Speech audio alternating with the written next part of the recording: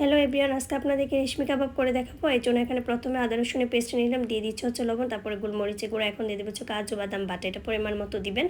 তারপর দিয়ে দিব হচ্ছে টক দই। টক দই একটু বাড়িয়ে দিবেন, যেহেতু আমার এখানে মুরগির বুকের মাংস হচ্ছে 2 পিস, এই জন্য বাড়িয়ে দিলাম। এরপর হচ্ছে মুরগির মাংসের মশলা দিব, চাইলে আপনারা এখানে গরম মশলাটা ইউজ করতে পারেন। এরপর আমি দিয়ে দিচ্ছি হচ্ছে গ্রেটার করা চিজটা দিলে খেতে ভীষণ মজা লাগে, আর ভিতরে অনেক জুসি হয়।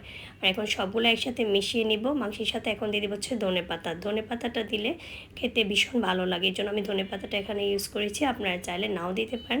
এখন আমি এটা কড়াই বসাই দিলাম, আর এখন দিয়ে দেবো হচ্ছে অলিভ অয়েল, তারপর দিয়ে দেবো হচ্ছে বাটার দিলে গন্ধটার ফ্লেভারটা ভীষণ সুন্দর লাগে এবং খেতেও ভীষণ মজা লাগে। আর এখানে আমি টোটাল 3টা দিয়ে দিচ্ছি, আপনারা চাইলে 4টাও দিতে পারেন।